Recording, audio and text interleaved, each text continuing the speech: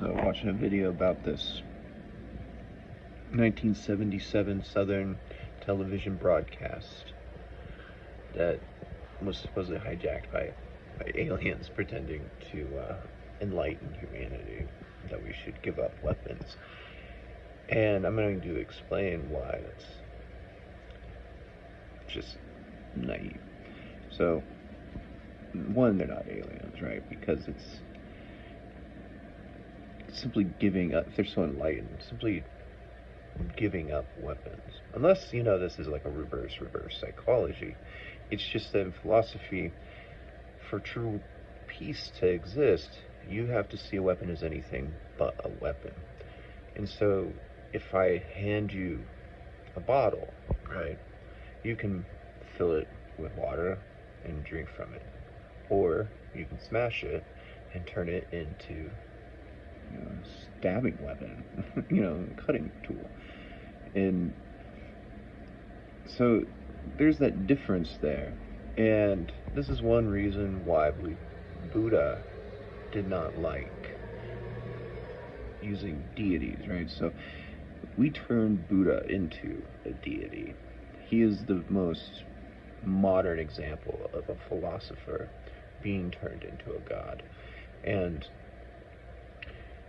he didn't like deities because they govern by fear, basically, They influence through fear. And what happens when you influence through fear? By abandoning weapons. So you acknowledge the weapon and you fear what its potential is. So when you start ridding yourselves of weapons, since anything can be a weapon too, by the way, there's very few things that are hard to turn into weapons, say a blade of grass or something, right? Anybody with the imagination, though, that is what you're trying to fight.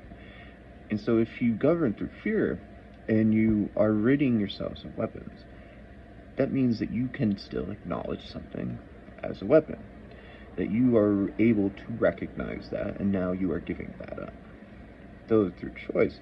But as I've mentioned in other videos, that the potential for somebody to say pull the trigger of a gun to kill injustice means that you have the choice to pull the trigger for what you believe is correct, for what you believe is righteous, what is justice, or it becomes self-righteousness, self-indulgence, and hypocrisy. These are the three traits that we need to evolve beyond.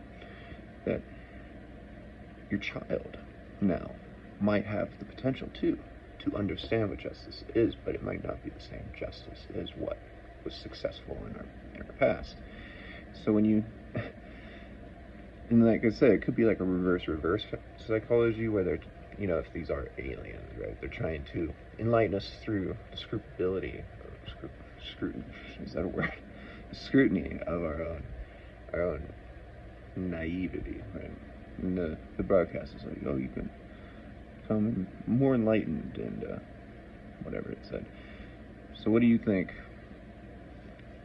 Is it truly possible to achieve world peace? Right now, everybody is laying a foundation for our future through the governance of fear. And that's just going to replicate your issues. You're never actually going to evolve. If you give a child a pair of scissors, you can teach them to cut paper, right? Well, what happens in the child's mind to think that they could cut another person with that and turn it into a weapon? That you can foresee any set of tools becoming weapons, essentially, right? Anything that really is a tool can become a weapon, it seems. You give a child a toy rocket, or you give a child a gun, they aren't going to necessarily understand that pulling that trigger can kill somebody. They don't understand what it means that another life, until you teach a child about death and our life cycle, that they typically do not even understand. And they might look at pointing it at somebody or pulling the trigger on somebody in a way that, because of our responses and how we are stimulating them through shock and awe of what could be good or what could be bad, or any stimulus in the brain that finds either a positive or negative influence, then that shock and awe becomes a stimulation too. And we're inherently teaching children through that too, how to basically create and fabricate weapons, and what is a weapon, and understand what can be turned and how to use a weapon. So either you completely destroy what it means to be a human, or you accept this fact and understand that eventually we are going to inherently just not even understand how to create weapons until you need an act of destruction. If you want to build, you inherently have to destroy inevitably. Because I wrote a thought experiment about this, of a perfect utopian society that predates all of humanity. I wanted to make it, or all of the universe, right? So I wanted to make a movie about this, and it goes that, and I've mentioned it in past videos, but that there's a utopian species and society that predates the universe before the Big Bang. And what happened is that every person was focused around art and creation, and that's what they did. So they have essentially all the matter in the universe, and they keep building outwardly, and you imagine it layers by generation. So eventually there's a point where, because matter is limited, that you either can't continue to create, or you have to start destroying stuff from the past. And then art, it becomes right and wrong, correct, valuable, and invaluable, and all this that you can analyze from this experiment.